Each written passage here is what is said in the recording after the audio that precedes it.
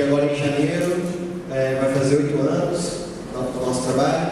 É um trabalho de recuperação de moradores de rua em Campinas. O nosso trabalho ele não é um trabalho assistencial, é para fazer apenas assistência de moradores de rua, distribuição de roupa, distribuição de comida. Nosso trabalho não é esse. Aliás, a gente nem concorda com isso. O nosso trabalho é um trabalho de recuperação de moradores de rua.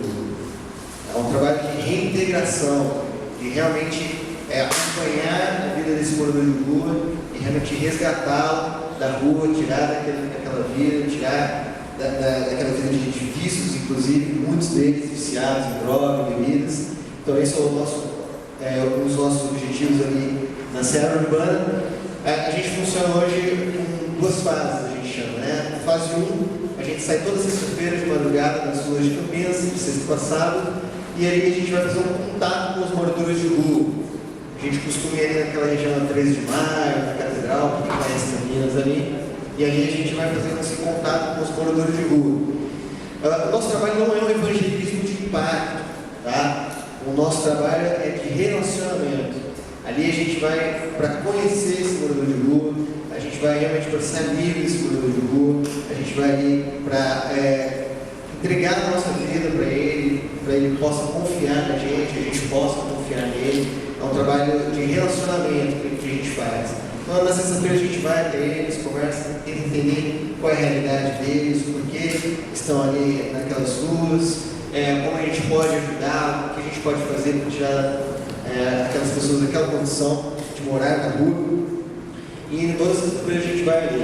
Então ali a gente senta na rua com eles, a gente leva assim uma bolachinha, um suco, só para poder chegar neles e come ali com eles. E a gente sempre enfatiza a eles que nós somos iguais. Algo que a gente sempre vai muito nessa tecla, tanto com os voluntários da Seara Urbana, quanto com os moradores de rua. Nós não estamos ali para dizer que nós somos melhores que eles e que eles têm que ter uma vida igual a gente. A gente vai ali para dizer que a gente é mendigo igual a eles e a gente precisa de Jesus tanto quanto ele. E que agora a gente achou onde comer pão. E é onde a gente quer mostrar para eles onde a gente achou pão, que é em Cristo Jesus, que é o pão da vida. É isso que a gente vai fazer naquelas ruas. E aí a gente convida ele para ir na fase 2. Acontece todo domingo. Uma igreja batista bíblica do centro, abrindo um espaço para a gente, uma parte da igreja. Então, todo domingo de manhã, a gente consegue fazer um atendimento aos moradores de rua. Eles vão ali, tomam um café da manhã, pegam uma roupa limpa, tomam um banho, passam a manhã inteira aqui com a gente, eles participam de um culto, de um estudo bíblico para quem quer, e almoçam com a gente. Então, todo domingo de manhã a gente está ali com eles, e aí, nesses momentos de domingo de manhã, a gente pode conhecer um pouco mais dele, a gente pode começar a entender melhor a situação, e dali a gente começa a direcionar para casa de recuperação, de volta para a família, ele arruma um emprego, coloca ele numa pensão, e vai direcionando a vida daquele morador de rua, para ele sair dessa condição triste, viciante, escravo, que deixa o cara como escravo, né? Então é basicamente isso o trabalho que a gente faz. É um trabalho interdenominacional, eu digo até que é interreligioso, não porque a gente tem várias religiões, mas a gente tem uma confissão de fé baseada na doutrina dos apóstolos, né, bíblicos, mas às vezes católicos, espíritas, ou qualquer pessoa de qualquer religião participa com a gente apenas pede para respeitar a nossa declaração de fé, que é baseada na Bíblia, e graças a Deus nunca tivemos nenhum problema com nenhum voluntário que não seja cristão, não tivemos nenhum problema. Infelizmente tivemos mais problema com voluntário cristão, crente de igreja, infelizmente tivemos mais problema com isso do que outros tipos de voluntário. É um trabalho hoje 100% voluntário, não tem ninguém na Seara Urbana que recebe nada. Nós temos uma média de uns 60 a 70 voluntários que nos ajudam em várias áreas, né? na mídia, com site, cozinhando, enfim, em várias frentes. E tive um convite para você conhecer um pouco mais do nosso trabalho. Fala com o Leandro aí, um dia, uma sexta-feira lá com a gente, ou um domingo. Eu creio que uma noite na rua vai ser suficiente para mudar a sua vida. Se você quiser mais informações, entra lá no site searaurbana.com e lá você vai ter mais informações. A gente está nas redes sociais também, tá?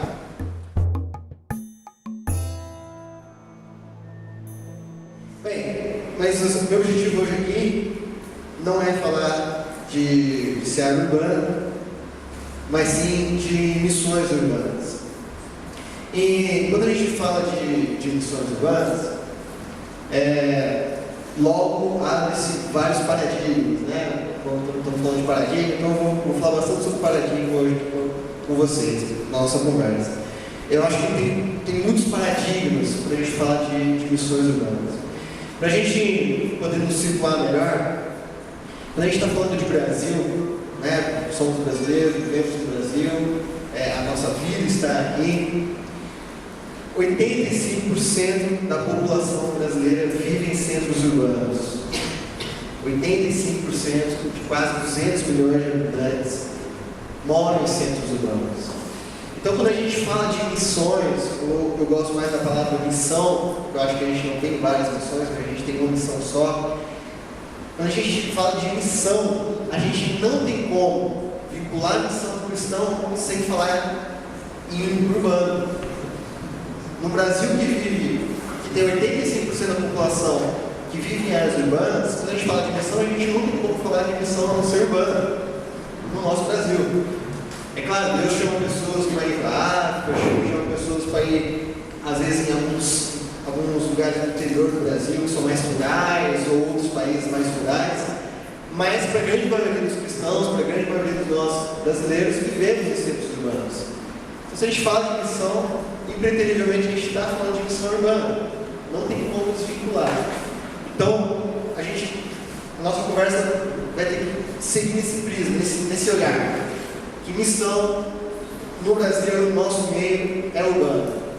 Não tem jeito. A nossa realidade é urbana, a nossa cabeça é urbana, a nossa mentalidade é urbana, os nossos costumes, a nossa cultura é urbana.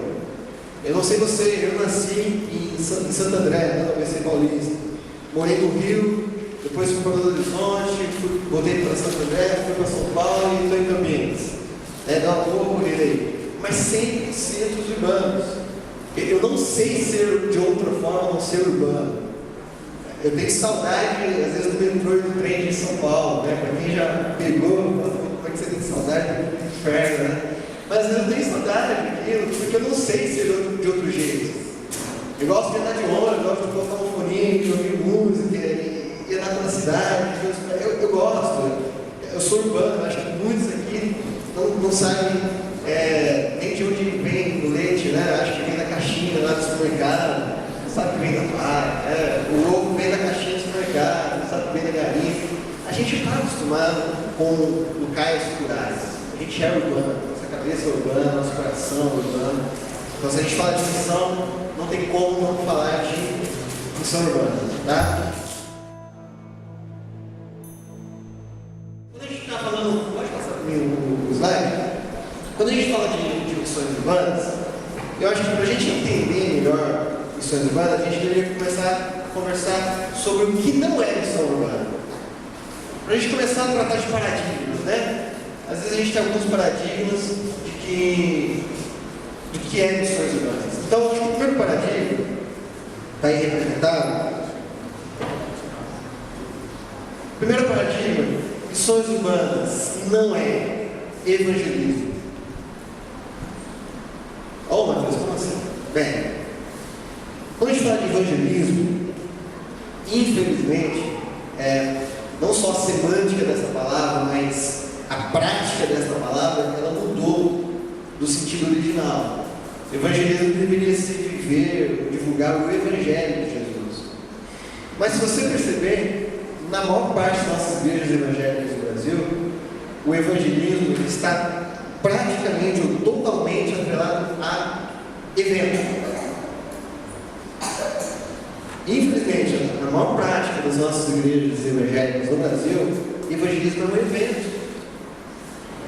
Eu participo eu tenho as minhas atividades no dia a dia, corriqueiro, mas uma vez por mês, 2 vezes no ano, 5 vezes no ano, não sei, tem uma viagem missionária, tem um evangelismo numa praça, tem um evangelismo num orfanato, evangelismo num lar de idosos, não sei. Ou um evento evangelístico na igreja, aí você tem que trazer um amigo que não é cristão para cá. Infelizmente, o evangelismo, essa palavra, ela perdeu o sentido original dela. Deveria ser viver e proclamar as boas novas de Jesus, para se tornar um evento. E qual é o problema disso? O problema é que quando o evangelismo se torna um evento, você consegue desvincular da sua vida. Você, para fazer evangelismo, você não precisa ter uma vida com Deus. Você não precisa nem saber, nem orar. Você não precisa ler a Bíblia. Você não precisa amar as pessoas, se portar com elas. Você vai e participa de um evento. Coloca uma camiseta, tira uma foto, coloca no Facebook e pronto, fiz evangelismo. Você tem comunhão com Deus, você tem relacionamento nenhum com Deus. Jesus ficou na história com você, um cara legal, gente boa, mas é muito antigo. O problema de evangelismo ser evento é que a gente desvincula da nossa vida. E viver o Evangelho de Jesus não pode ser evento. Viver o Evangelho de Jesus não pode ser um dia sim, um dia não, um dia colar, de qualquer jeito. Então, acho que o primeiro paradigma é esse. Missões Urbanas não é um evento que eu vou e faço missão urbana, eu vou e faço evangelismo. Porque Evangelho é vida. O Evangelho de Jesus, ele não pode ser apenas um discurso. Porque o Evangelho, ele não é um discurso que convence, mas é um poder que converte. O Evangelho não é um discurso que convence, mas é um poder que converte. E ele faz parte da nossa vida. Nós aceitamos Jesus, nós recebemos um selo, não é isso que a palavra fala? Não é isso que Paulo fala? Recebemos um selo do Espírito Santo que nos sela e diz: esse é meu filho amado em quem me compraz. É isso que Deus Pai fala com Deus Filho. Isso serve para nós. Nós agora somos filhos de Deus, e agora a gente não é o que a gente fala apenas, mas é como a gente vive. Por isso que Missões Urbanas não pode ser um evento, não pode ser apenas evangelismo, mas precisa ser a sua vida. Isso precisa estar ligado à nossa vida.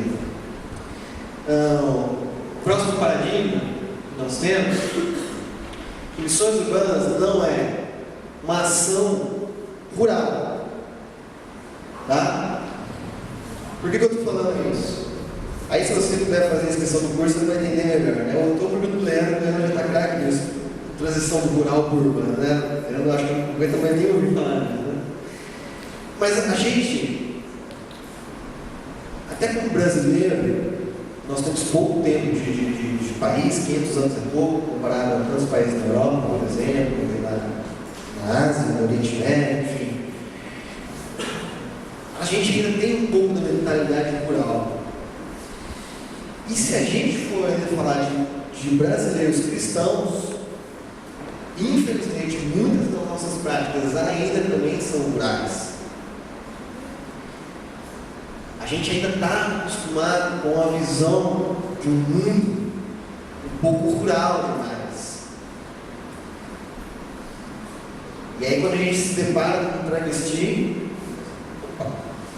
se entrar na nossa igreja, então, pelo amor de Deus, se está um prostituta, um morador de rua na nossa igreja, se um casal de homossexual quiser participar do seu encontro de casais da sua igreja, vai lá no retiro de casais da sua igreja, com um casal homossexual quer fazer inscrição, e aí? O que a gente faz? Será que a gente não está com mentalidade rural? Achando que toda a sociedade brasileira é feita por famílias dorianas. Sabe a família doriana? Propaganda de margarina? Acorda de manhã, tudo bem, a mulher acorda maquiada, muito feliz, né? Vai pra mesa, os filhos comportadíssimos, todos lindos, nenhum atraso, ninguém está com algo bem. Nossa, a gente ainda tem essa visão, às vezes, rural, de uma sociedade com família doriana, onde a separação, o divórcio é um mito, na minha igreja não acontece. Pode ser que meu vizinho faça, mas na minha igreja isso não existe.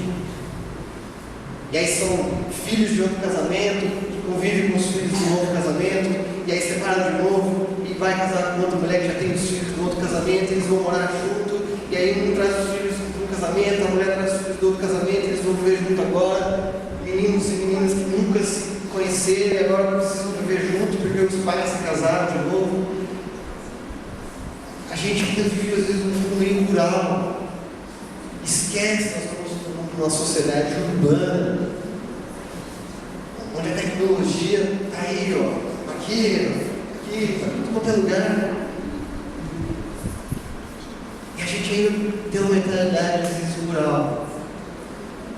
E aí a gente quer falar de Jesus para as pessoas, a gente quer bater na porta do nosso vizinho, sair distribuindo folheto. Folheto? Eu vi, não sei se você viu esses dias na internet, eles têm um bebezinho, um neném, e aí ele fica brincando lá com tablet, o menino se acostumou com o tablet, aí ele passa as coisas tudo do tablet, dá iPhone, ele mexe tudo no iPhone. Aí o pai deu uma revista para a criança.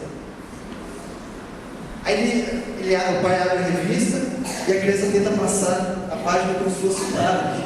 Ele não consegue, ele olha para o pai, por que isso não acontece? Mas a gente quer entregar folheto.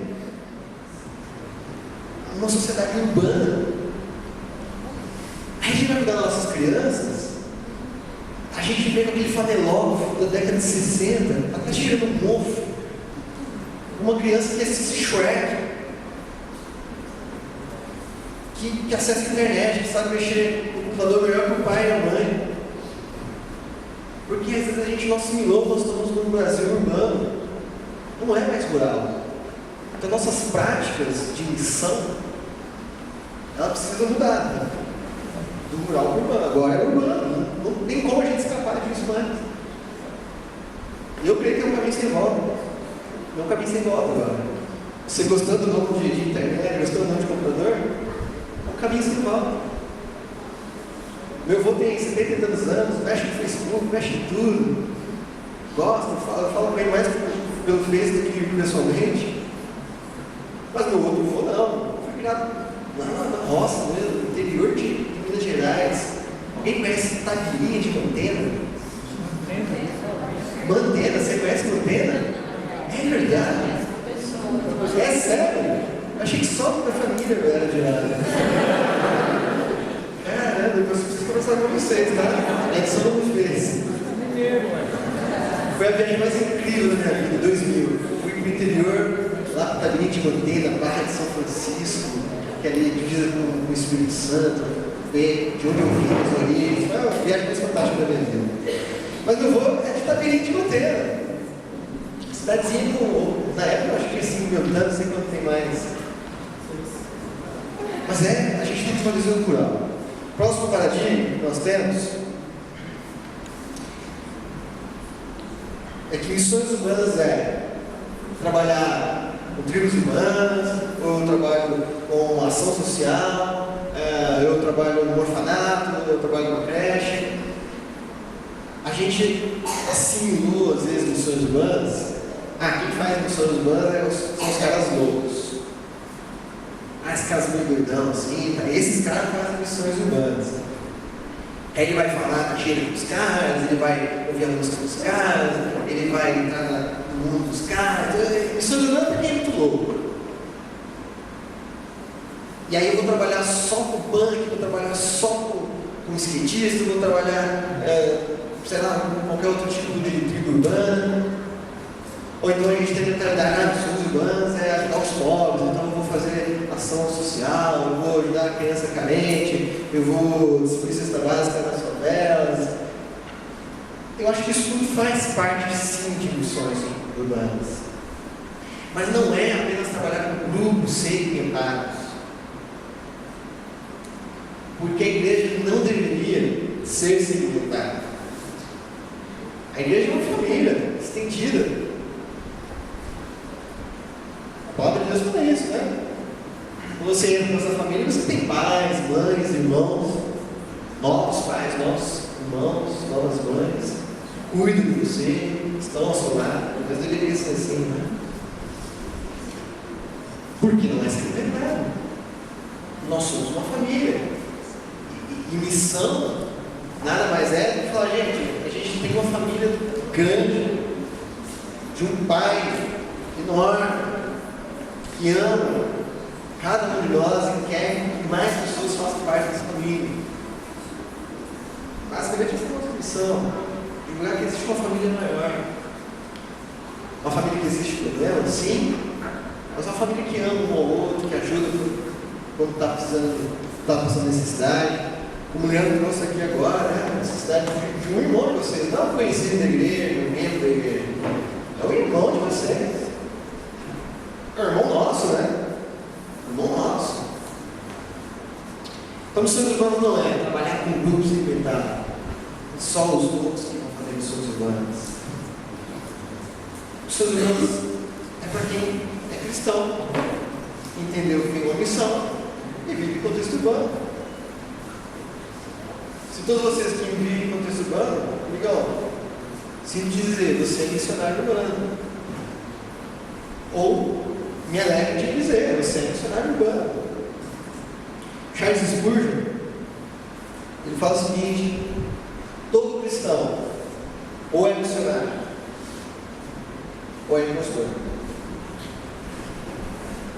Todo cristão ou é missionário ou é impostor. O seu chamado missionário não é quando você vai em um grupo de missões urbanas, Paradigma, qualquer outro, aí alguém toca uma música bonitinha de fundo, chama um missionário que foi lá na África, coloca um monte de foto de criança canhenta, que está passando fome, não sei o quê, e aí você sentiu o chamado a ser missionário. Não. Você pode ter recebido uma vocação, uma missão específica para o momento, para aquele momento, mas o seu chamado é no dia que você olhou para Jesus e falou: Jesus, eu preciso do Senhor. Jesus, eu entrego a minha vida ao Senhor, porque eu entendi que o sacrifício que o Senhor fez na cruz é para a remissão dos meus pecados. Porque quando você aceita Jesus, você não aceita só Jesus, você aceita a missão de Jesus. Aceitar Jesus para ter uma boa vida, ter vida eterna, legal, bom pra caramba. Não para aí. Se você aceitou Jesus, você aceitou a missão dele. Porque a missão dele não acabou. A missão dele não acabou. Ele começou, aliás, começou bem, né? Está na nossa mão, né? Está na nossa mão. Esse é o seu chamado missionário. Entendeu que Jesus é o Salvador? Entregou sua vida para Ele? Ele virou um time de missionário. Você não aceitou só Jesus, você aceitou a missão de Jesus. E agora você é um missionário.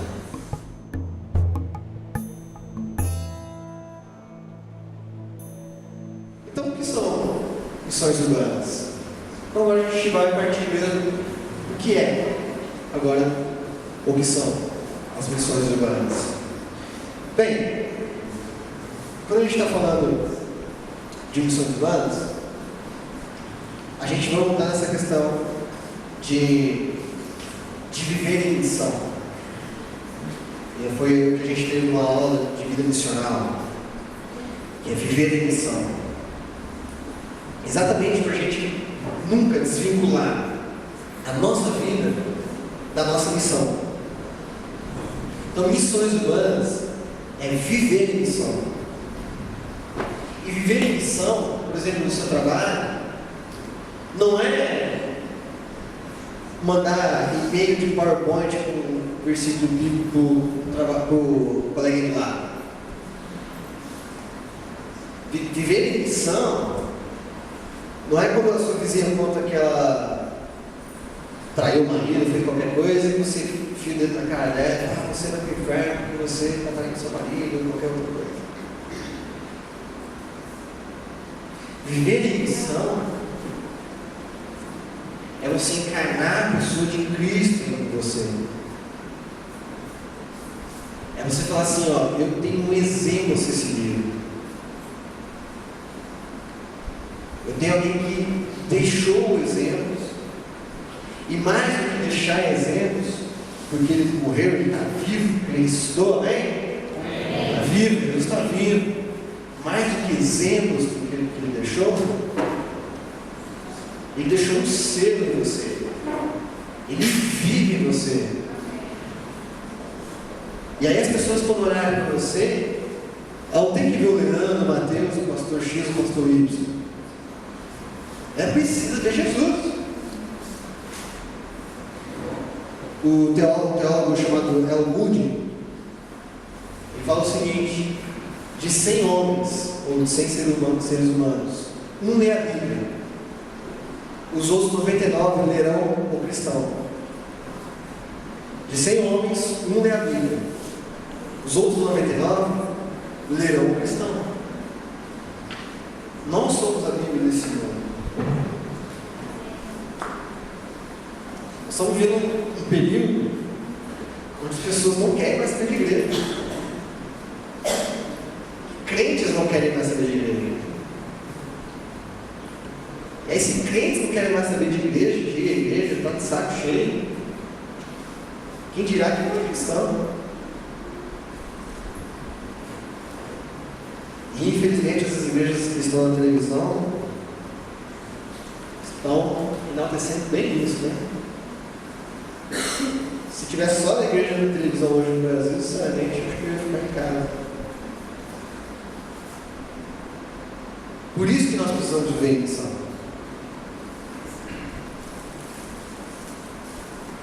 A gente precisa encarnar essa missão de Jesus em nós. O seu trabalho não é para você ganhar dinheiro e sustentar a sua família. Não é para você ter uma carreira profissional. Não é para você poder ter poder, sucesso e fama. Porque você só tem o seu trabalho que você tem, porque você tem talento. Você tem uma vocação. E essa vocação quem deu não foi o seu pastor. Foi Deus. E se Deus te deu esse talento, te deu essa vocação, e com o Espírito Santo Ele ainda te dá alguns dons, você precisa ser usado como missão, então, para você. Porque a nossa missão nunca é a gente. A nossa missão é sempre o outro. Porque Deus amou o mundo de tal maneira que deu o seu filho. Jesus é Deus, não é isso? Então Ele se dá. Deus, Pai, se dá em forma de filho por nós. É essa a missão que nós vamos seguir. Então, sobre o seu trabalho, o curso que você tem, a sua família, isso tudo precisa ser para a glória de Deus. Isso tudo precisa ser para cumprir uma missão que você recebeu. O Ed Renekiewicz, uma vez ele conta uma das palestras dele, que ele estava na igreja, estavam falando sobre missões. Aí um membro da igreja foi lá conversar com ele e falou: olha, pastor, eu tenho sentido muito no meu coração essa questão de missões, eu trabalho e tal, mas estou sentindo que eu deveria fazer mais para Deus, eu deveria me envolver mais com missões, mas meu trabalho ocupa muito do meu tempo, eu não consigo me dedicar às coisas de Deus. Aí eu olhei aqui e disse para ele: amigo, qual é a sua profissão? A profissão eu sou da indústria farmacêutica, eu trabalho na indústria farmacêutica. Aí ele começou a falar que lá na verdade é um talento, uma vocação que Deus deu, que lá ele deve colocar em missão e tal. E eu fui explicando para ele. Tirou um certo de lá, e passou algumas semanas, ele voltou para falar com ele. E aí, antes da conversa, ele até tinha falado com ele, né? Então, eu não acho legal porque eu só faço remédio. Essa é a minha tarefa, eu faço remédio, né? Onde que eu posso cumprir a missão de Deus nisso? Eu só faço remédio. E aí ele vai, sai, volta algumas semanas, e ele vem perto de mim e fala: Ed, eu entendi agora, eu não faço remédio, eu curo gente. Ele não precisou ir para a África, uma viagem missionária, vir para o culto do paradigma, ir na Seara Urbana, fazer um curso de missões urbanas, para descobrir que a vida dele estava em missão. Ele precisou deixar o trabalho dele para descobrir que a vida dele estava em missão. Ele apenas precisou adotar um olhar de Jesus para a sociedade e falar o seguinte: eu não faço remédio, meu objetivo final não são coisas, meu objetivo final são pessoas. Eu estou curando gente, não estou trabalhando com remédio, produto químico, eu estou trabalhando com gente. E se eu estou trabalhando com gente e o meu patrão diz que eu preciso superfaturar um remédio para a gente ganhar lucro, eu não vou deixar isso acontecer, porque eu estou curando gente. Então esse remédio precisa chegar na prateleira de quem está doente, porque ele está precisando desse remédio. Se eu estou curando gente, esse remédio não pode ter um preço exorbitante onde só alguns vão ter acesso. Ele precisa chegar lá na periferia para quem tem condição de comprar, mas que também tem câncer, que também tem AIDS, que também tem todas as doenças que matam, que são graves e perigosas. Quando a gente entende que nós estamos em missão, a gente não precisa mudar de emprego, a gente precisa colocar ele em serviço de Jesus. É mais do que mandar PowerPoint escrito versículo para quem trabalha com você, é mais do que entregar um folheto para o cara da sua faculdade, é viver isso, é olhar para as pessoas, olhar as pessoas e falar: essas pessoas estão carentes de Jesus assim como eles estavam conquistando. Porque essa carência de Jesus nunca vai acabar enquanto a gente tiver esse corpo corruptível, cheio de pecado, até que ser trocado por outro. Jesus falou que vai deixar para a gente, vai trocar esse corpo nosso. Próxima questão: o que são missões urbanas? Precisa ser cumprir a vocação em contexto urbano, entender exatamente aquilo que a gente conversou. O mundo mudou. Nós estamos num contexto urbano agora. Se você não sabe o que é, aqui. Se você não sabe o que é isso, você vai ter que procurar agora no Google o que é não falou nada. Então, se te informar que você está perdendo o bonde no contexto urbano.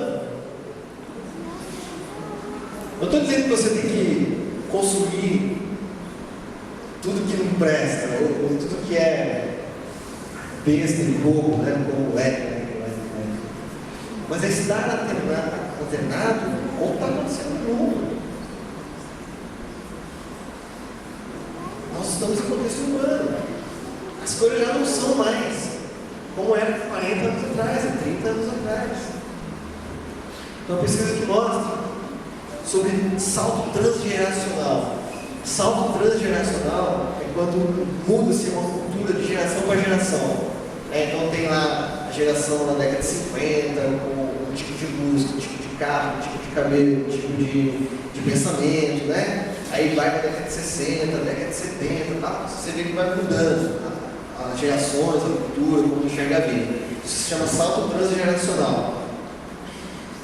Da década de 50 até a década de 50, 60, um salto transgeracional, ele era de em torno de 10 a 15 anos. Então, a cada 10, 15 anos, mudava-se uma geração. A forma de se pensar a vida, a forma de se enxergar o mundo muda, a cosmovisão, que a gente chama, a visão de mundo muda. A cada 10, 15 anos, até a década de 50. Nós estamos no período de 2000 para cá, onde o salto transgeracional ele é de em torno de 2 anos. E diz, uma pesquisa mais recente, que diz que está em 1 ano. Ou seja, cada 1 ano muda uma geração, muda uma forma de ver o mundo. Se você tinha o iPhone 4 e agora saiu o 5S, já mudou a forma como você vai trabalhar no celular. E daí vai. Se na hora que você jogar o videogame você está acostumado com o controle, agora você não precisa de controle, é pelos seus movimentos. Capta tudo que você vai fazer no videogame. E essa tecnologia está cada vez mais rápida. as mudanças da nossa sociedade, do nosso mundo que a gente vive, está cada vez mais rápido.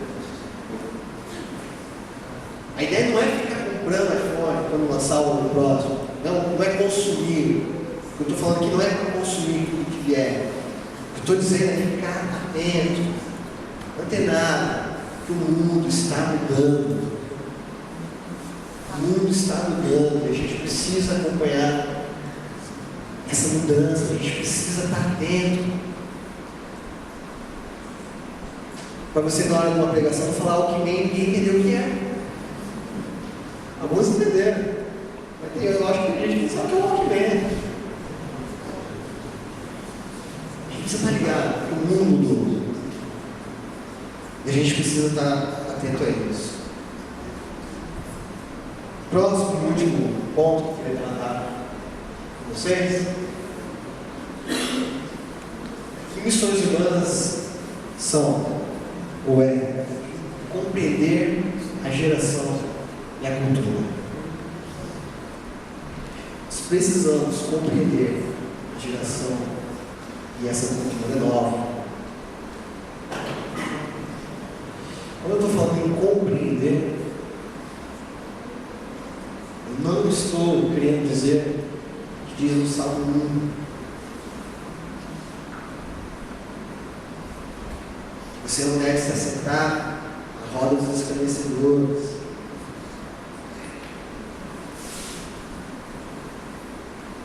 Mas antes, você vai meditar na lei do Senhor de dia e de noite. Compreender a cultura e a geração não é assimilar ou viver os princípios, os valores dessa geração ou dessa cultura. Mas é entender que se você quer viver Jesus com as pessoas, se você quer ver seu vizinho salvo em Jesus Cristo, ou algum familiar seu salvo em Jesus Cristo, talvez não seja levando ele à igreja que você vai fazer isso.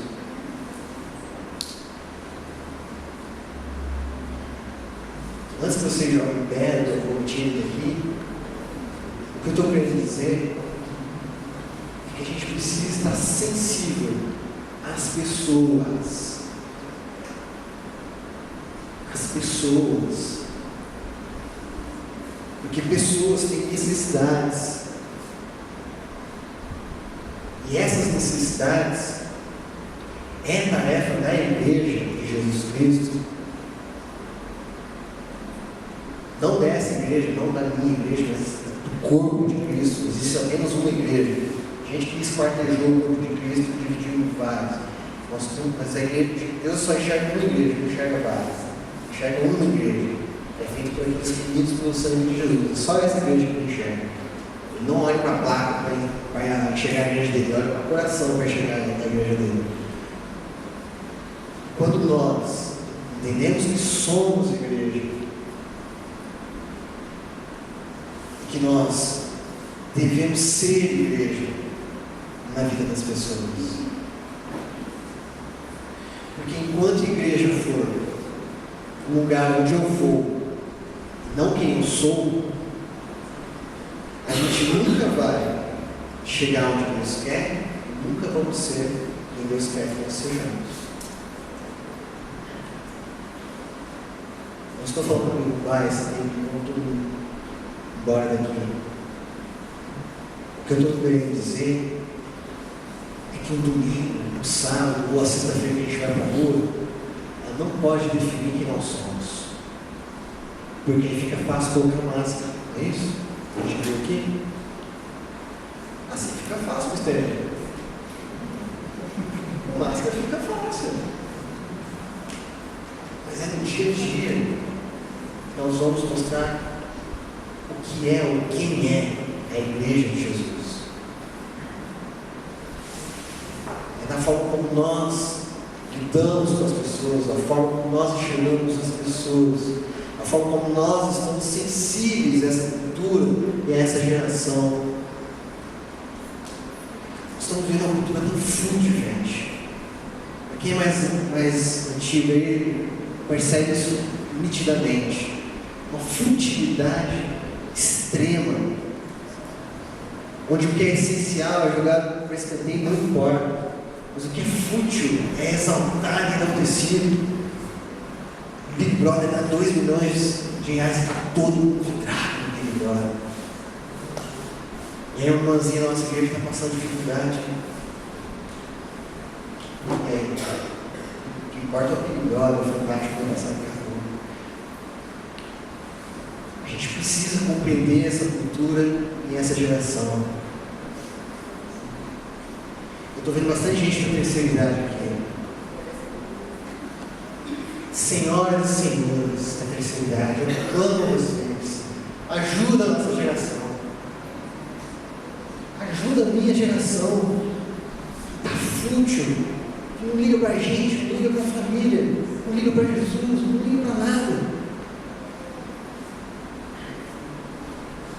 Meu avô conta as histórias de como quando ele era adolescente, quando ele era jovem, o coração dele era aquecido por viver Jesus, de proclamar os bons nomes de Jesus.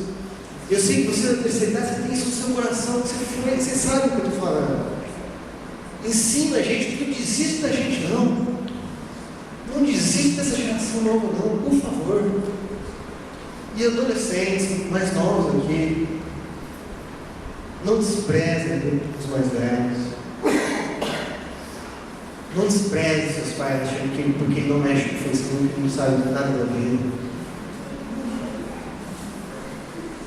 Então a pesquisa mostra que 75% das pessoas que mexem no Facebook estão satisfeitas com as informações que tem no Facebook. Estão satisfeitos com todas as informações que vem no Facebook, eu estou satisfeito com aquilo.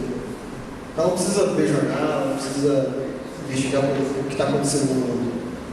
O que postou ali no Face para ele é o que está acontecendo no mundo. Então se todo mundo começa a falar da Luísa do Canadá, é a coisa mais importante que está acontecendo no mundo hoje. É a Luísa que foi para o Canadá. Se tem 2 irmãos cantando para a nossa alegria, a coisa mais importante que está acontecendo no mundo é que tem 2 irmãos que gravaram um vídeo com a mãe, tipo, trollando a mãe, cantando para a nossa alegria. Aí morre mais de 1000 pessoas na Síria e você nem se importa com isso. O Renan Calheiros está aí no Senado e você nem se importa com isso. Aí na hora de chegar no Natal você não puder ganhar aquele presente que você quer com seu pai, a Luísa do Canadá não vai fazer diferença nenhuma, para a nossa alegria não vai fazer diferença nenhuma, mas quem te governa é que está te prejudicando, e era nisso que você deveria se ligar, porque isso vai impactar a sua vida. Então a gente precisa entender a nossa cultura e a nossa geração, é compreender, não é viver esses princípios e esses valores, mas é entender que a geração mudou. E não quer dizer que ela é melhor ou pior que as outras. Entenda que tem pontos negativos e pontos positivos da nova geração. Os pontos negativos, eu acho que eu falei bastante dos pontos negativos, né? Mas eu acho que um ponto positivo nessa nossa geração é a questão de questionamento. Essa é uma geração que aceita muita coisa ainda, é verdade, mas é uma geração que questiona muito mais do que antes. É uma geração que não aceita qualquer verdade que você fala, não. Ó, meu filho, sexo no casamento não pode. Pai, por quê? Não pode, ponto final. Seu filho olha para você, não papo furado. Que papo furado? Não sabia explicar por quê. Porque talvez a outra geração, quando o pastor falava, você não pode fazer sexo antes do casamento. Pai, é verdade absoluta. Vou nem olhar para a Bíblia. O pastor falou, acabou. Vou nem para a Bíblia, nada. Eu não estou falando contra nem a favor do sexo antes do casamento. Eu estou jogando um exemplo que é uma geração que questiona isso é bom. Porque na hora que os fariseus quiseram jogar um monte de religiosidade para Jesus, Jesus questionou tudo. Peraí. Esse negócio que vocês estão falando não tem nada a ver com a vida que Deus queria da gente. Isso é tradição de vocês. Isso é lei de vocês. Não tem nada a ver com o que Moisés deu. Não tem nada a ver com o que Deus quer de nós. É a lei de vocês isso. Então a gente precisa ficar atento à nossa geração. E é essa cultura que a geração tem. Tanto os pontos positivos como os pontos negativos. Porque se a gente compreende a nossa geração, a gente consegue viver com mais relevância nessa sociedade, nessa geração. Se eu entendo a necessidade do outro, se eu entendo a forma como ele pensa e como ele enxerga o mundo, eu vou ter um acesso ao coração dessa pessoa muito mais verdadeiro, muito mais profundo. Porque a gente não tem poder nenhum de converter ninguém. Quem converte é o Espírito Santo, né, gente? Quem converte é o Espírito Santo. Mas nós podemos criar pontes entre o nosso coração e o coração das pessoas. O pastor Irlande falou isso, lá de São Paulo. Irlande Azevedo. Nós criamos pontes entre o nosso coração e o coração das pessoas. E nessa ponte, Jesus pode passar. Quando você cria pontes entre o seu coração e as outras pessoas, Jesus pode passar por essa ponte para alcançar o coração das pessoas. As pessoas precisam se converter primeiro a você e depois a Jesus. Tem uma pesquisa que mostra que a maior parte das pessoas convertidas se converteram porque viu outra pessoa convertida. Outra pessoa falou para ela, outra pessoa que mostrou a sua vida, outra pessoa que convidou, não fez esse lado, caiu do céu. 5 pessoas se interligando, se conectando. Então, se você quer fazer missões urbanas, você precisa compreender a geração. Se você é um cristão, você tem uma missão. Essa missão, às vezes, não é de mais ninguém, é só sua. Deus deixou só para você. Porque aquele vizinho que mora lá do seu lado, ele só tem você como cristão ali perto. Aquele cara, aquela menina que trabalha que faz faculdade com você, está na sua escola, às vezes só tem você como cristão ali do lado, cristão verdadeiro. Ou tem gente no seu trabalho que só tem você como cristão, para poder mostrar Jesus. Não vai ser o que você fala, vai ser o que você vive, que vai mostrar quem é esse Jesus, que salva, que resgata as pessoas. Amém? Amém. Obrigado, pessoal.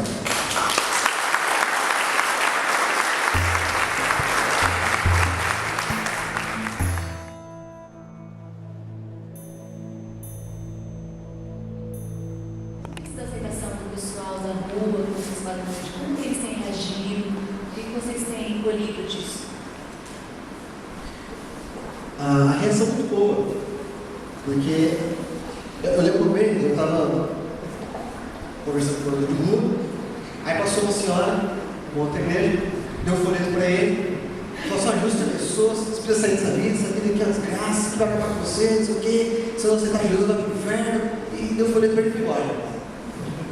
Aí ele olhou para mim e falou: Matheus, por isso que eu adoro vocês, você vem aqui e se importa com a minha vida, eu não sou apenas um produto para vocês. Então, estar com o morador de rua e realmente amá-lo, se importar com ele, não só o morador de rua, mas qualquer ser humano percebe isso no outro ser humano, quando ele legitimamente te ama e se importa com você. Nós percebemos isso, a gente percebe que ama a gente e quem realmente se importa com a gente. Então a aceitação é muito boa. Esses moradores de rua, tem muitos que saem das ruas sem a gente fazer nada.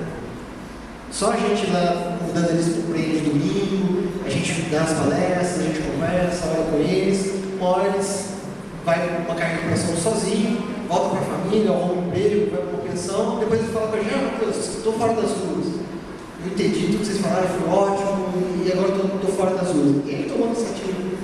Então a aceitação tem sido muito boa. Não tanto da igreja, infelizmente. Por isso que a gente tem que virar homem, inclusive. Senão a gente ia morrer, não tinha recurso. E a gente não estava ajudando a gente. Essa parte pessoal. Qual o primeiro passo passo que eu posso dar, de repente, não sei, na Cyberpunk, você falou dos voluntários. Precisa de voluntários lá, que tipo de ajuda vocês precisam, assim, que toca essa pessoa, coisa prática para começar a dar esse primeiro passo. Se a gente fala de população de rua em geral, eu acho que o primeiro passo nosso é se importar mesmo com eles. Né? Então, converse com o morador de rua, esteja ali com ele para poder entender um pouco da realidade deles, isso deve ser muito importante. Procure instituições sérias que estejam realmente comprometidas com o resgate de pessoas de rua. E no caso da Serra Urbana, nós precisamos sim de voluntários para que possam estar com a gente tanto sexta como de domingo. Temos necessidade de roupas para doar para eles, porque às vezes realmente acaba faltando, a gente tem um estoque lá, mas sempre, infelizmente, o estoque está sempre baixo. Então, às vezes, o cara recebe roupa, o cara de trás já não tem mais roupa para ele. Às vezes acontece isso lá com a gente. Então, roupas, até questão financeira também, a gente precisa de recursos, né? Como eu falei, é um trabalho 100% voluntário, né? Ninguém recebe nada para isso. Então, nós somos voluntários que acabam sustentando também financeiramente o trabalho. Precisa comprar comida para fazer o café da manhã, para o almoço, para mandar eles para a casa de recuperação, enfim, precisa de várias coisas, né? Então, as doações são sempre bem-vindas, a gente realmente precisa. Mas eu acho que o que a gente mais precisa de tudo é oração. Porque essas coisas materiais, Deus vai dando, até através de cliente ou não, Deus vai dando. Mas oração só o cristão pode fazer. Oração, o Bradesco vai ajudar a gente. Ele ajuda em outras coisas bem importantes. Mas oração a gente depende de vocês, depende de gente que tem o Espírito Santo de Deus que ajoelha lá e fala, vamos rogar para esses moradores de rua. Então oração acho que é o que a gente mais precisa. Eu tenho visto bastante ultimamente pessoas que têm a própria religião, mas têm preconceito com a igreja. Então, às vezes a pessoa acredita só no Novo Testamento, ou acredita em Jesus, que é para legal, mas que não consegue ir numa igreja, ou que tem trauma de igreja, a pessoa que já frequentou alguma igreja e sofreu preconceito e tem trauma. Como que a gente poderia atingir essas pessoas que têm uma visão de religião, mas é uma visão própria, você vê que não tem nada a ver com a Bíblia? Então, assim, a gente tem um pouco de dificuldade de conversar porque a pessoa não aceita. Como que a gente então poderia atingir essas pessoas? Eu creio que nós estamos vivendo uns períodos da nossa humanidade pela busca da espiritualidade muito forte. Ela tem uma busca pela espiritualidade de uma maneira muito grande, inclusive uma aceitação de todo tipo de espiritualidade. Você pode ser cristão, você pode querer adorar os cristais, você acredita em gnomo, você toma um chá, não sei o quê, está tudo bem. Você pode escolher a religião que você quiser. O importante é que você siga alguma religião. A gente fala isso, né? O importante é você seguir alguma religião. Então, a nossa geração é muito aberta para a espiritualidade. Muito, muito. Mas ela não quer saber de religião. Ela não quer saber de regra. Não quer saber de instituição. Ela não acredita mais na instituição. Seja qual for, polícia, política, igreja, ela não acredita mais na instituição. Então, eu acho que para podermos dialogar com essas pessoas, a questão do respeito acho que é um ponto principal, acho que é um dos pontos principais. Porque a gente ainda tem um pouco do paradigma que a gente tem que ficar discutindo com todo mundo que fala aquilo que a gente não acredita. Jesus é um cara legal. Não, Jesus não. Calma, senta aí, relaxa, toma comida, né? Fica de boa. A gente fica maluco porque a gente se sente agredido, né? E a gente não entende que um dia a gente foi assim, enfim. Então acho que a questão do respeito é muito importante. Porque quando você respeita e se importa uns com o outro, como eu falei, as pessoas percebem que você não está interessada nela para trazer para o seu clube. Você está ali com ela, você está interessada nela. Você está interessada nela. Então eu acho que o respeito e estar atento a essas necessidades, eu acho que é o ponto principal. E se essa pessoa não quer saber de igreja, insiste ela para ir para a igreja. Não tem por que insistir nisso. Um dia pode ser que ela entenda que tem que ir para a igreja, pode ser que não. Morador de rua, por exemplo, eu não insisto para ir para a casa de recuperação. Morador de rua que não quer, já passou por 20 casas de recuperação, não quer saber nunca mais de casa de recuperação. Não tem que insistir para ir para a casa de recuperação. Falar que tem que ser daquela ali, enfim. E aí um dia ele não vai, sozinho às vezes. Então não é ficar insistindo nesses pontos que eu entendo que são periféricos. É ir no ponto central. Sua vida está bom, você consegue ter paz, tem uma esperança para viver, você morrer, você sabe o que vai acontecer com você. Olha, Jesus, eu tenho, não precisa nem falar de Jesus, porque Jesus até tem gente que vai falar de Jesus, mas não quer nem ouvir. Não, eu tenho paz. Eu sei que às vezes eu tenho problemas, mas eu tenho um conforto que, nossa, Deus me ajuda muito. Olha, quando eu morrer, eu tenho certeza de onde eu vou estar. Tenho certeza, não tenho dúvida nenhuma disso. Então, acho que esse diálogo, esse respeito e essa vida íntegra nossa, essa vida íntegra, as pessoas vão observar quem é de verdade e quem não é. Várias cidades além de Campinas, no Brasil, tem esse trabalho também. E também quais perigos que vocês já enfrentaram nas ruas? Mas no Brasil inteiro tem vários tipos de trabalho desse tipo. Alguns principais, que são parceiros nossos, por exemplo, que a gente conhece, eu posso indicar que eu conheço. Primeiro é a Missão Vida, que fica em Goiás. É uma casa que existe para morador de rua específica, a primeira casa para morador de rua do Brasil. Já existe há quase 30 anos, né? Então tem bastante experiência. A Missão Vida tem vários centros de triagem em vários lugares do Brasil, mas o principal é em Goiás, em Anápolis. Aliás, o centro de Brasil é Cucalzinho, uma cidade perto de Anápolis. Outro trabalho que é parceiro nosso é a Missão Sena, de São Paulo, que já existe há 20 anos. O presidente lá é o João Boca, amigo nosso, parceiro nosso. Uma outra casa que eu digo é a Missão Sal, que é do Paulo Capelete, o Macarrão, alguns já ouviram falar. Ele foi o presidente da Missão Sena, ele saiu, fundou a Missão Sal. E tem o projeto Toque, de Piracicaba, do Matheus, que é muito legal. Ele é um trabalho mais voltado para prostitutas e travestis, mas ajudou a galera de rua também. E os perigos, a gente nunca teve nenhum tipo, assim, grave de hostilidade. Então, às vezes as pessoas falam, se for para a rua, você roubava, se for para a rua, tem os perigos, é madrugada.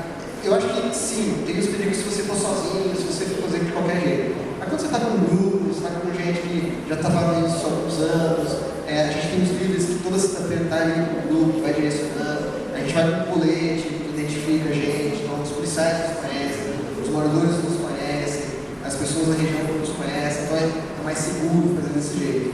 Então, assim, perigos, nem tanto. Eu acho que talvez o espiritual seja um perigo talvez maior. A gente percebe que Satanás ele domina bem aquela situação ali. A droga, a bebida, escraviza aqueles caras de um jeito que é impressionante. Porque a maioria deles ele passaram por igrejas evangélicas. Faixa. A maioria dos moradores de rua passaram por igrejas evangélicas.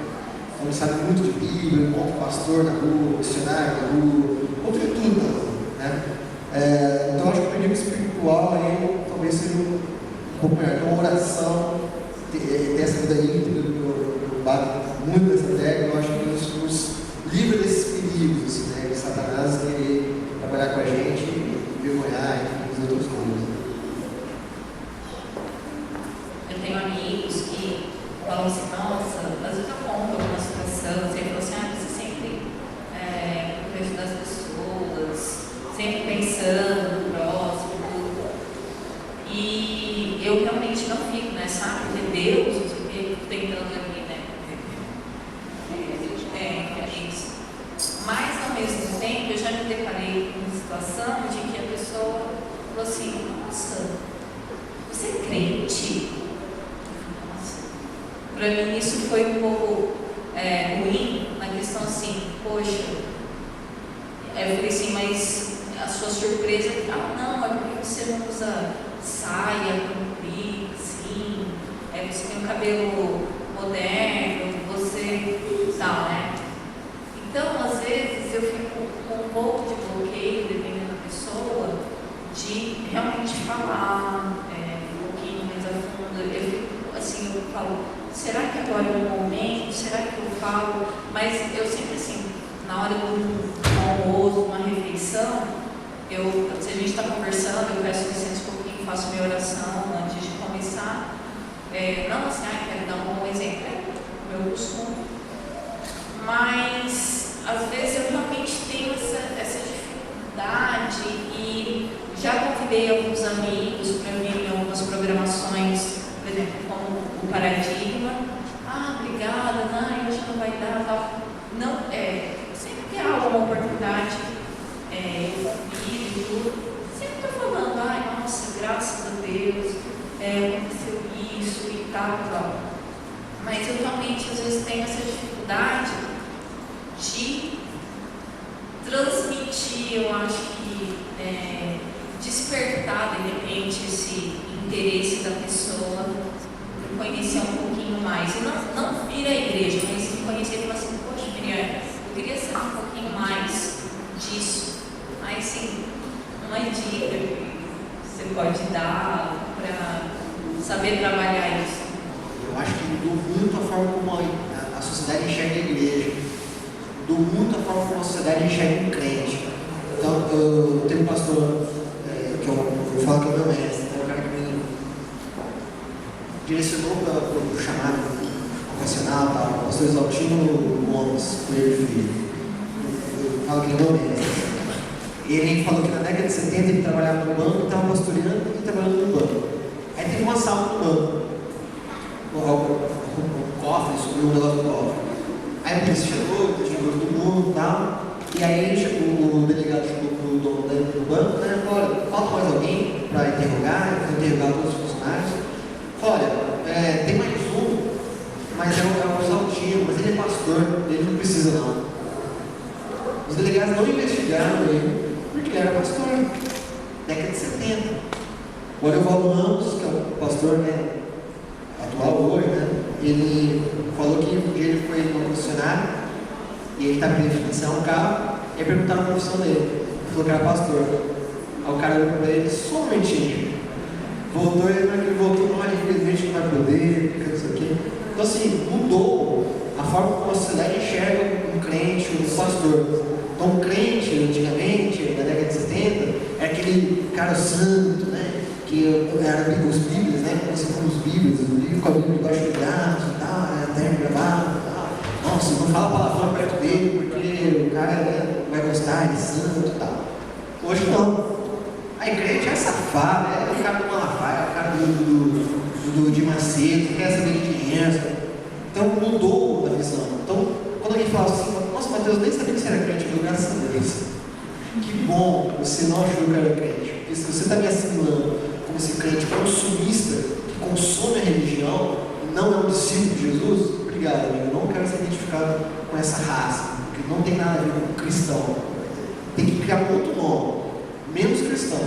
Então, mudou a visão. Então, acho que a gente não deveria mais ser abalado. Se alguém pergunta para mim, por exemplo, que religião eu sou, eu falo que eu sou cristão, eu falo que eu sou discípulo de Jesus. E aí, quando vai falar de espiritualidade, eu falo que eu sou pastor, eu falo que eu sou líder de espiritualidade humana. Pronto, líder de espiritualidade humana.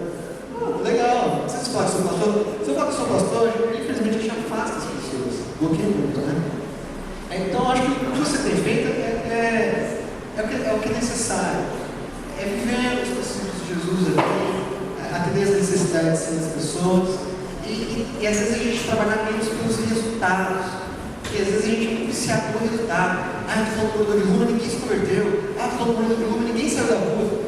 Pode ser que ninguém saia mesmo. Quem vai fazer isso é o Espírito Santo. É claro que a gente precisa avaliar os resultados, não estou falando isso, né? Precisa avaliar os resultados para ver se a ação está sendo eficaz ou não. É necessário. Mas nossa motivação, o nosso motor não deve ser o resultado. Né? Jesus fala. Orar, com certeza. Se a gente talvez orasse mais, a gente teria uma visão espiritual melhor. Né? Isso acontece com Elias, né? Quando aparece um monte de exército, o cara está do lado de Elias fala, nossa, mas olha, o exército deles é grande, a gente não vai dar conta. Elias fala, Deus, abre os olhos desse meu servo. Aí Deus abre o olho e viu um monte de anjos com um exército muito maior do que aqueles. Então quando a gente ora, a gente fala com Deus por ele estar nesse poder com Deus, a gente vai compreender melhor a questão espiritual. A gente vai se preocupar menos, a gente vai confiar mais em Deus e deixar ele agir. Tenho tido algumas surpresas de ver algumas pessoas mais assim, mais jovens que eu, que você vê assim, do nada se transforma por fora. muda cabelo, muda vestimenta, usa preto, sabe assim, esses estilos diferentes, né? Pessoas que conhecem a verdade, conhecem a palavra de Deus e eu acredito que não seja do nada que se transformou, que mudou, mas como você vê às vezes pessoas que estão longe de você, você vê pelas redes sociais, às vezes você leva um choque quando põe uma foto, alguma coisa assim, você se assusta, né? E você percebe, eu percebo, a maioria são elogios, você está linda, você está isso, tudo são elogios. Só que você fica meio reprimido de dizer para a pessoa alguma coisa, não é assim que Deus ensinou para a gente ser, você não está a semelhança de Deus. Qual a sua dica para a gente que vê essas coisas, que se assusta e que gostaria, sente assim, a necessidade de fazer sua parte de alguma forma, de mostrar para a pessoa ou de dar um toque para a pessoa que o rumo que a pessoa está tomando não é o que Deus gostaria que ela estivesse tomando? A questão talvez mais profunda aí. Quando a gente fala de vida com Deus, o estereótipo, o exterior, talvez sejam as coisas mais banais de falar de vida com Deus. Quando a gente fala de vida com Deus, o mais importante, essencial, é o interior. Isso é essencial. É o interior, é o que a pessoa tem dentro. No caso, seriam pessoas que se afastaram mesmo, que não estão mais vivendo na religião. Entendeu? Tá. Bem, vamos lá.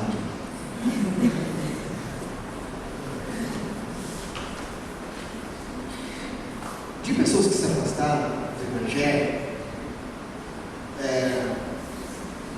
a gente só vai entender se afastou do Evangelho mesmo, não é se ela não vai mais na nossa igreja, ou se ela veste um pouco diferente. A gente não vai conseguir identificar e saber a partir disso. A partir disso a gente não vai conseguir, porque eu conheço vários amigos meus, tenho vários amigos meus, que estão em igrejas undergrounds, igrejas alternativas.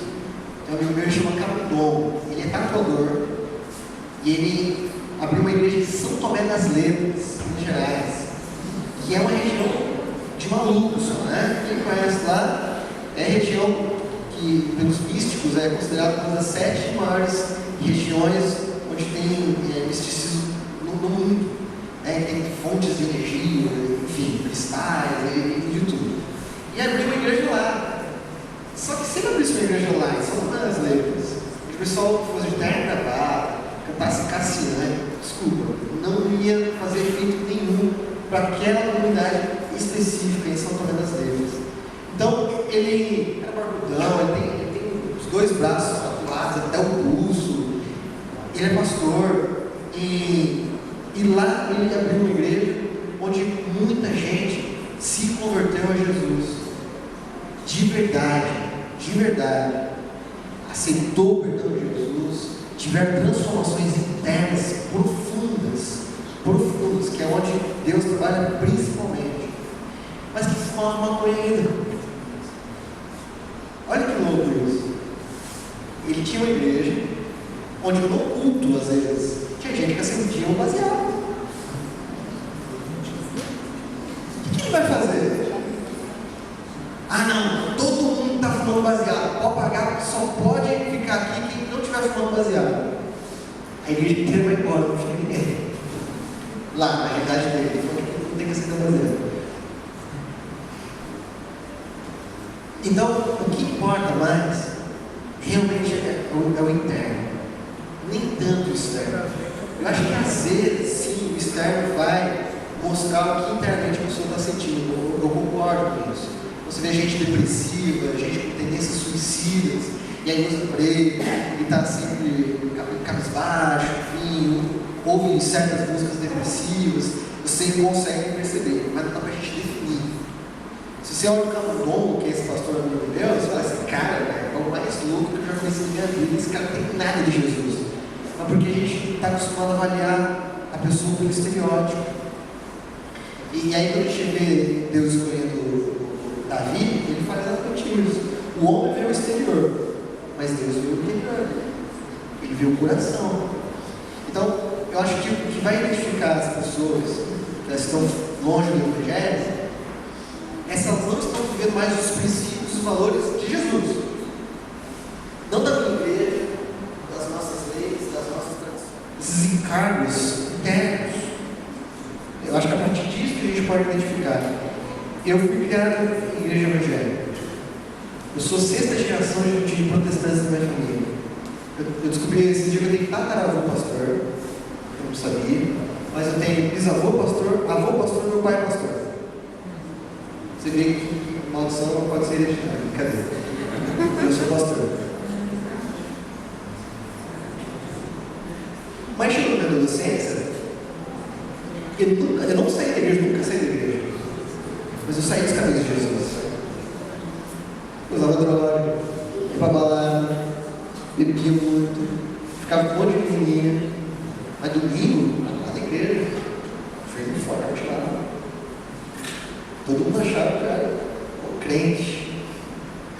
Então, estar na igreja não define estar com Deus. Eu estava na igreja, mas não estava com Deus. Tinha me afastado muito do Evangelho. E o contrário também. O contrário também. Às vezes a gente acha que quem não está na igreja do Evangelho não está com Deus. Eu entendo que não existe carreira solo com Jesus, tá? Você não tem como servir a Jesus andando sozinho para esse mundo. Você precisa de gente, você precisa de uma igreja. E igreja não falando não de templo, mas de pessoas, de corpo, de Cristo. A gente precisa de igreja. Então, eu acho que identificar essas pessoas, nem sempre a gente vai conseguir identificar. Jesus falou que o joio cresce junto com o trigo. O joio é necessário crescer junto com o trigo. Então, aqui no nosso meio agora, tem gente que vai para o inferno e tem gente que vai para o céu. E, infelizmente, provavelmente tem, né? Porque o joio cresce com o trigo. E a gente não vai separar, a gente não tem nem condições para a gente identificar quem é e quem não é. É no julgamento final que isso vai acontecer, que Deus fala. Que ele vai ceifar. Aí ele vai ceifar e vai separar o joio do trigo. Até então, o joio e o trigo crescem juntos. Então, a nossa tarefa é viver o Evangelho de Jesus para quem é que for. Porque a gente não vai saber quem está com Jesus e quem não está. Então, a pessoa vivendo com Jesus ou não, ela vai se impactar com a sua vida. A sua vida vai mostrar quem é Jesus. E aí ela vai passar, ela vai olhar e falar, pô, eu quero ter esse tipo de vida. Porque essa vida que eu estou tendo aqui está muito longe de Jesus. Talvez alguns aqui falaram assim, pensaram, né? Puxa vida, mas eu talvez não esteja no caminho correto e tal. Mas como eu vou fazer isso aqui na igreja?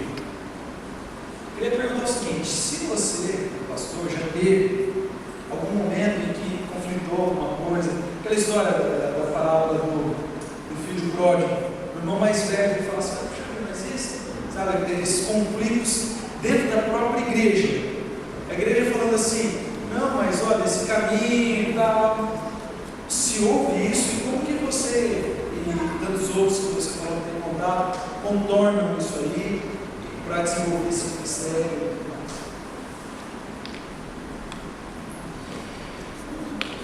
Eu acho que algo importante é a gente tentar separar o que é doutrina de homens, de instituição, e o que é o princípio dos valores de Jesus. Porque às vezes a gente confunde e faz algumas coisas achando que é o que Deus queria, e às vezes não é. Então, antigamente não se podia tocar bateria na igreja, não se podia jogar futebol, não podia tocar guitarra com pedaleira, né? Depois que entrou a guitarra realmente, agora não pode tocar com pedaleira. E aí a gente fez esses ministérios de louvor, né? Com pedaleira e bateria, que existe lá o Atletas de Cristo, que trabalham com futebol para alcançar povos não alcançados. Então eu entendo que a gente precisa fazer a separação entre o que é doutrina de homens doutrinas de instituições e o que é o valor dos princípios do Evangelho de Jesus Cristo. Quando a gente começa a identificar essas coisas, algumas coisas vão acontecer, boas e ruins. As boas é que a gente vai se aproximar muito mais de Jesus. E as ruins é que muita gente vai deixar de falar com a gente, não vai querer mais caminhar com a gente, porque acha que a gente é um transgressor, um rebelde, que não quer mais saber de igreja, enfim. E aí quando eu olho para Jesus, eu vejo exatamente isso.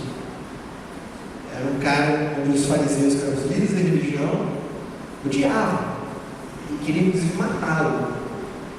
Ao ponto de falar, olha, ele faz essas coisas, não é por Deus, mas é porque tem um Beelzebub nele. Tem o espírito de Satanás dentro dele, por isso que ele faz essas coisas. Vão matar esse cara, aliás, mataram mesmo, né? Então eu acho que quando a gente realmente está preocupado em servir a Jesus de todo o nosso coração e recusar aquilo que é um sistema que aprisiona, escraviza, às vezes mais complicado, ou tanto quanto, a gente precisa tomar cuidado, porque é isso que os fariseus faziam na época com a religião, que escravizavam um monte de gente, e realmente conseguiram. E Jesus veio libertar os cativos do pecado e os cativos de alguns sistemas. O Arivaldo Ramos ele fala que às vezes alguns crentes querem expulsar Satanás das pessoas, mas não querem expulsar o sistema. A gente vive num mundo com valores e princípios satânicos. E esses sistemas, esses valores, a gente não pode trazer para a nossa igreja. Não uma igreja novo, prévia. Eu nunca vou falar de igreja prévia. Igreja corpo de Cristo. A gente não pode trazer esses valores. Bateria, guitarra, isso é periférico. O central é o seguinte: a minha igreja só quer saber de dinheiro. A minha igreja só vive para si, não vive para a sociedade. A minha igreja só olha para si, não olha para as outras pessoas. Isso são valores satânicos. Mais de uma bateria, uma guitarra ou um futebol. Isso é muito mais preocupante para uma igreja do que se vai tocar bateria ou não, se vai usar tatuagem, piercing ou uma roupa preta. É muito mais importante e muito mais. Então, a gente vai arrumar algumas pessoas que não vão gostar da gente e vão encarar a gente como rebelde. Mas se a gente sofrer perseguição em nome de Jesus, amém. Mesmo que venha da igreja, infelizmente. Mesmo que venha de fariseu, infelizmente. Mas a gente precisa ser fiel a Jesus, porque quando a gente chegar lá no céu, ele não vai cobrar se você é membro da igreja de Jesus. Ele vai cobrar se você é discípulo de Jesus. Aquilo que a gente entende como santo, aquilo que a gente entende como eu estou entendendo essa questão do relacionamento, e isso é importante, mas existem algumas coisas que são tudo separado, entendeu? A gente torna profano, a gente torna sem valor, sem sentido, pode ser desse jeito, pode ser de qualquer jeito. Isso a gente discute muito na música, né? Você falou de música, acho que música é um ponto que sempre pega em todas as igrejas. Então, assim, como discuti muito com o Felipe, né, essa semana sobre isso, até que ponto a gente acaba deixando aquilo que é santo e o outro, né, filho? E torna também como, né? Não, vamos fazer, é em nome de Jesus, é em nome de Jesus. Então, se é em nome de Jesus, tá tudo bem. Então, assim, e existe uma linha muito tênue, porque aí eu acabo me perdendo. A questão de relacionamento, as pessoas são muito subjetivas, cada um tem a sua forma do ponto central para conseguir entender a verdade, uns através de um modo mais racional, outros através de um louvor, de uma forma mais alta. Mas a verdade, o princípio, os 10 mandamentos é único, isso não é quebrado. Foi na mão de Deus que escreveu, é a verdade, é o amor, é Deus, é Ele se manifestando. E de uma certa forma, eu acho que dependendo de alguma forma, de algumas linhas de pensamento, de alguma filosofia de pensamento que a gente vai fazer a lição urbana para o outro, isso acaba se perdendo. E aí? Né? Como você vê isso? Eu entendo que a gente só consegue encontrar a vida que Jesus quer para nós sair de nós mesmos.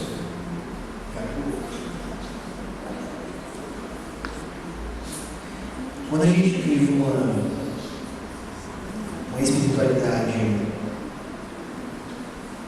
individual, apenas, como padres no mosteiro, magos no mosteiro, vive uma vida de oração, uma dedicação a Deus, mas não relacionando com mais ninguém na sociedade. Vai ficar faltando alguma coisa aí muito importante, que é o outro. Paulo fala que nós devemos considerar os outros superiores a nós mesmos. E aí você considerar o Billy Graham, considerar o pastor Lucas superior a você é fácil.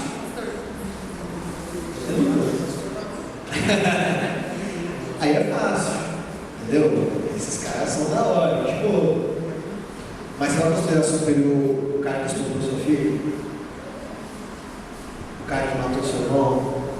Você vai considerar ele superior a você? É isso que Paulo está falando. Sim, é esse que você vai considerar superior. Então eu acho que a gente encontra Jesus quando nossa vida está baseada no outro e não em nós. Porque Jesus deixou exatamente isso. Ele deixa a glória dele, Filipenses 2, né? Deixa a glória dele e vem esse mundo viver por nós, morre e se dá por nós, pelo outro, sempre pelo outro. E aí ele vai nos encaminhar para caminhar com Jesus, não é como a forma como eu estou vendo apenas, mas como é a forma que eu vivo com outras pessoas.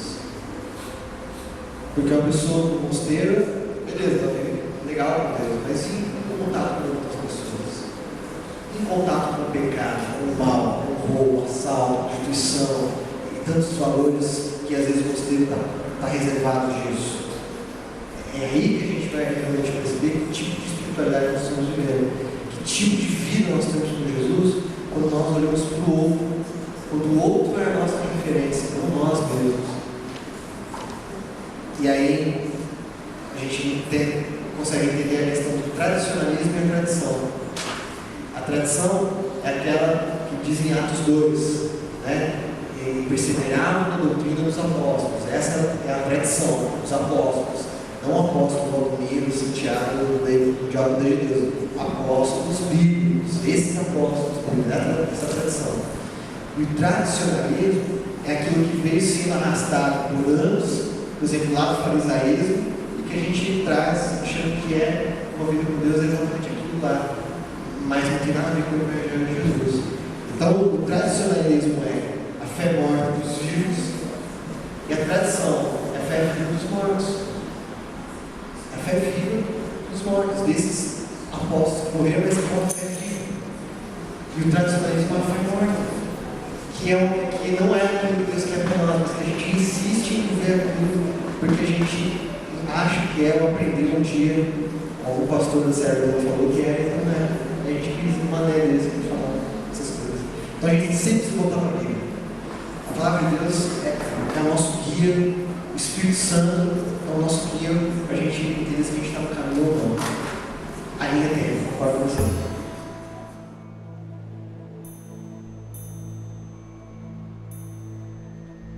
Tem dois perfis de desigrejados. Um perfil é aquele cara que se decepcionou com a igreja e aí ele colocou tudo num pacote só. As pessoas, Deus, Jesus, o Evangelho, e aí ele não quer saber de mais nada disso. Ele não se liga mais a isso, ele começa a tomar outros rumos na vida dele, sai realmente dos caminhos de Jesus e vai tomar um rumo na vida dele, não quer mais saber de Deus, não quer saber mais de espiritualidade. E tem um outro perfil de desigrejado, que é aquele que não quer saber mais de instituição, está cansado de um monte de coisas, que ele foi machucado pela igreja, que a igreja machucou um monte de gente, mas o cara apaixonado por Jesus, apaixonado por pessoas que quer continuar vivendo a espiritualidade com Jesus, mas não acha mais um local, porque acha que tem que ter um local para poder desenvolver a espiritualidade dele com Jesus. E eu trabalho muito com essa galera. Com quem não quer saber de Jesus, eu nem tenho como trabalhar. Eu estou junto, se quiser me ajudar, eu estou junto, o cara não está interessado. Agora, quem não está interessado em Jesus e não quer saber dele, é uma galera que está mais se aproximando de mim. Porque é uma galera honesta. É uma galera que não quer mais conviver com aquilo que tanto machucou ela, que machucou tanta gente, que não tem nada a ver com o Evangelho de Jesus. Então eu estou convivendo com uma galera que serve aqueles moradores de rua, que ama Jesus, que me ensina como andar com Jesus, e que eu nunca tive um nível de intimidade de confessar meus pecados para eles, eles confessam os pecados deles para mim, e a gente tem uma cumplicidade, uma mutualidade muito forte, porque a gente está centrado em Jesus, a gente só busca Jesus e tudo que não for Jesus a gente não quer saber.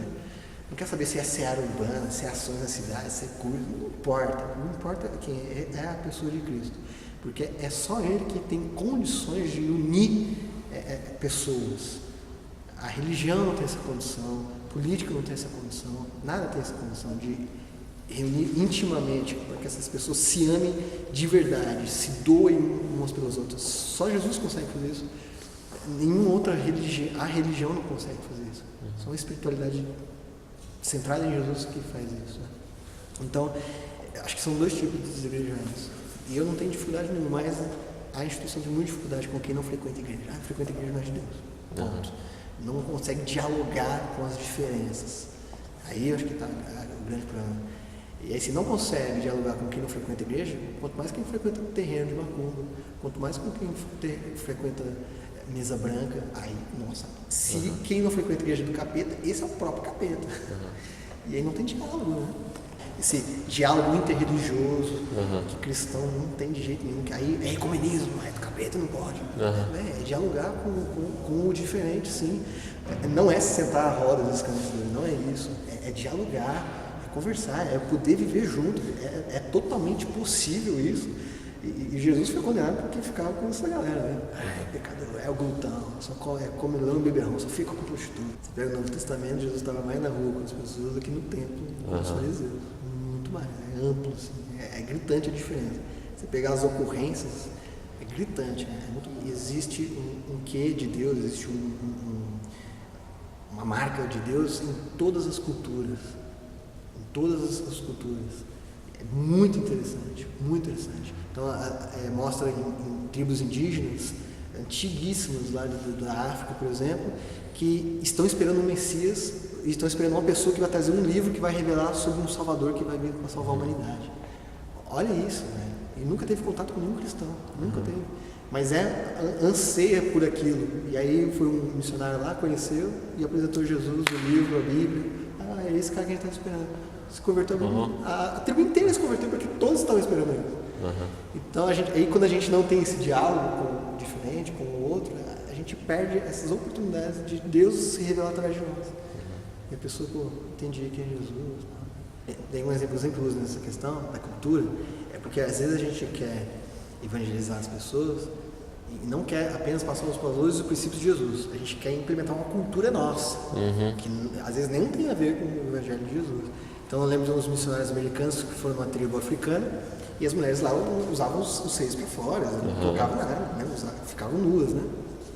E aí ele conseguiu formar uma igreja, as pessoas participavam, só que aquele pastor americano que está em gravata ficou muito incomodado de olhar a igreja, todas as mulheres de seios de fora, né? Ele fez uma igreja de todas as mulheres de seios de fora, que incomodou ele falou assim, vou dar uma camiseta para todo mundo. Aí deu camiseta para todas as mulheres e tal. Aí chegou num culto, na hora que ele chegou, as mulheres estavam todas de camiseta. Elas tinham cortado, aqui deixou o seio saltar. Por quê? É a cultura dele. Né? Adão e Eva conseguiram conviver antes do pecado nus. Né? E eles não, a gente percebe isso, o índio não tem a maldade como o ocidental tem, nós ocidentais temos, com a questão da nudez. A nudez pra gente teve uma cultura católica que é o pecado original. Né? Adão e Eva não pecaram comendo fruto, pecaram fazendo sexo. Né? A gente absorveu isso e acha que isso é verdade. Não é.